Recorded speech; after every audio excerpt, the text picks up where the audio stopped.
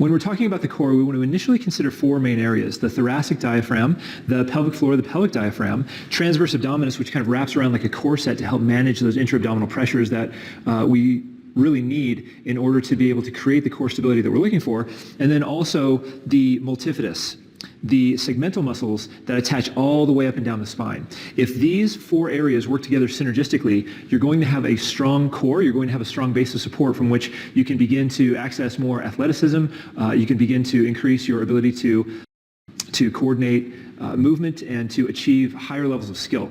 And so one of the things that we see most often here in the clinic when we're attempting to help people understand the importance and the concept of core stability and why that's so important is we're usually trying to unload the lower back. There's usually some low back pain associated with that. And so we initially begin discussing this idea for many people of an anterior pelvic tilt. So with regard to an anterior pelvic tilt, what you're really dealing with is a pelvis that is tilted forward. So if your pelvis is a bowl of water, you can tilt it forward and water will spill out the front. You can tilt it back and water may spill out the back, or you can try and keep it level, keep it in that neutral position. Now, there's a lot of discussion about whether or not an anterior pelvic tilt is beneficial, whether or not it's harmful. The truth is an anterior pelvic tilt is necessary, especially for high levels of athleticism and especially force production. However, we want to be able to come out of that position. We don't want to live with an anterior pelvic tilt. And when we spend all of our time in that anterior pelvic tilt position, then you get a lot of extension through the lower back. The low back and the vertebrae and the discs, and sometimes even the nerves become compressed, and that can cause a lot of problems and a lot of pain. But we also end up with really tight hip flexors. So we want to be able to come out of that, get back into that neutral position, unload the spine, and loosen up those hips as well. So an anterior pelvic tilt on the model looks something like this. Now, the other thing that you'll notice with an anterior pelvic tilt is you'll end up with a really flared rib cage. So that rib cage will come up and forward, and your lower back will become very extended, and then you can see how we go from that neutral position into that hip flexion position just because we tilt the pelvis anteriorly. So the first thing we want to do is help people get control of that lower back position, of that anterior pelvic tilt position. We want to begin training that so that we can begin to achieve other levels of control with regard to core stability. So let's go ahead and get into that. So while we're doing these next two exercises, the most important thing we want to do is remember to maintain a neutral spine. We want to teach the lower back how to let go, how to relax. The easiest way to do that initially is to get into that 90-90 hip lift position. So you can get a couch, you can get a coffee table. If you have a weight bench, that's really easy to use as well. You'll want either a yoga block or a yoga ball to hold onto between the knees. You're just going to get on your back in that 90-90 position. Also very important to support the neck. I've got a rolled up towel here. I'm going to put that behind the neck. Make sure the neck curve, that lordotic curve of the neck is supported. So go ahead and get onto your back. And I've got my heels on the chair. I've got the towel under my neck. And I've got a ball or yoga block and put that between the knees. Now, if you have a big anterior pelvic tilt, there's a very high likelihood that you also have some pretty good internal rotation at the hips. I'm not going to worry too much about positioning the feet in this case for our purposes.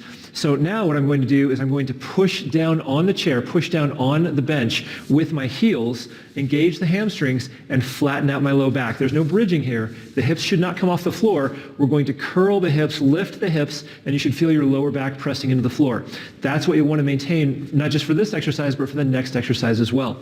So now I'm going to also raise my hands toward the ceiling, long, slow, silent inhale through the nose.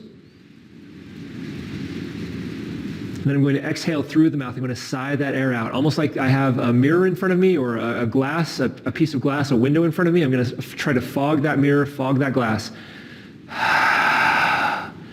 Keep that tension in the hamstrings, keep the hips lifted, keep the lower back pressed against the floor. Teach that lower back how to turn off, how to relax.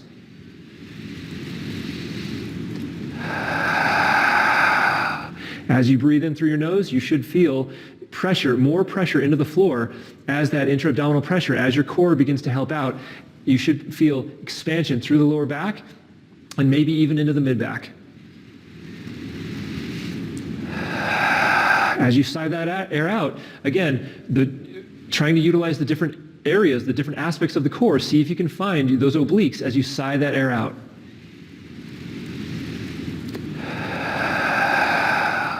You want to do that for about 8 reps. Maybe take a short break and do that one again. For the second core exercise, I have something to raise my feet on. So I have a small platform, a small foam pad to raise my feet on.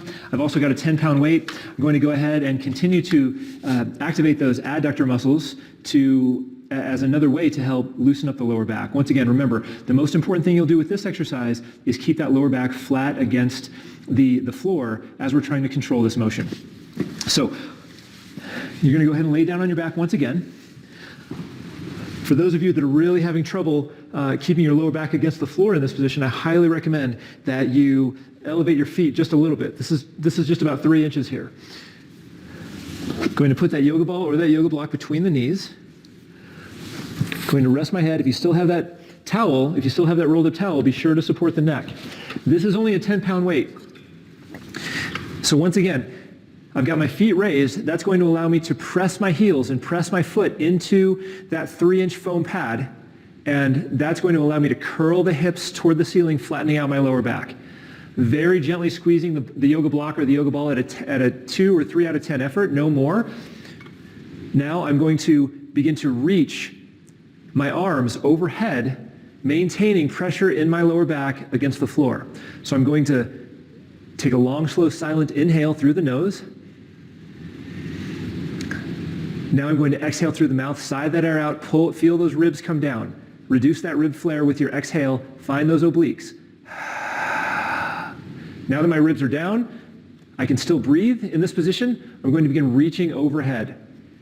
At the point that my lower back begins to try to engage, at the point that I begin to lose control of my lower back, the point that I begin to start shaking, I'm going to stop with my arms, take another breath. Exhale, pull those ribs down, find those obliques. Now I'm going to reach a little further overhead until I begin to lose control of the lower back. Breathe in.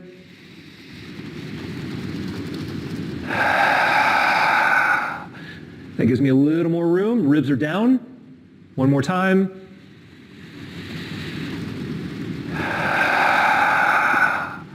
Should be able to get all the way down there without lifting up the lower back, without the lower back going into extension, without my pelvis dumping forward into that anterior pelvic tilt position. That's the whole point. Then we'll go on to the third exercise.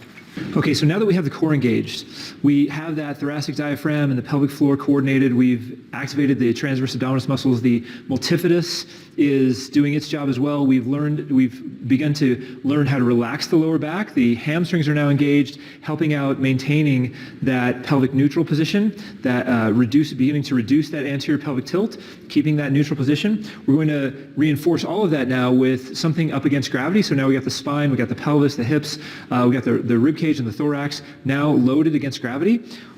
We'll go into what's called the Pallof press. Okay, so for this exercise, we're going to go into a split stance position. If you have a cable machine, great. If you have a rubber band at home that you can use, that's great. So initially, what we want to do with the Pallof press is just get some tension through that band. I'm going to go ahead and use the cable machine here. Split stance position, so I'm on my toes. I'm going to first breathe, long, slow, silent inhale. Exhale, pull those ribs down. Feel that rib cage come down. Feel that rib cage stack over a neutral pelvis. Make sure that we're not extended, that we go ahead and find that neutral position that we worked so hard for with the first two exercises. Now I'm going to pull on that cable, get that cable handle right in front of me, and I'm simply going to press out. So this is a D-rotation position. This is a D-rotation exercise that is going to reinforce core stability. And now you can begin to work on this in the context of a neutral pelvis and a neutral spine. So maybe 7 or 8 repetitions on this side. Then you can switch stance, find the same thing. You're going to set up the exact same way. We're going to pull that handle right in front of us. I'm going to exhale, stack the rib cage over a neutral pelvis. So in this way, we can start really beginning to challenge and engage our core, teaching our core musculature, thoracic diaphragm, pelvic floor, transverse abdominis, multifidus, to maintain that neutral position in the context of load and movement. Hope that was helpful. If you have any questions, let us know. We'd love to talk it over with you, and we will see you here again next time.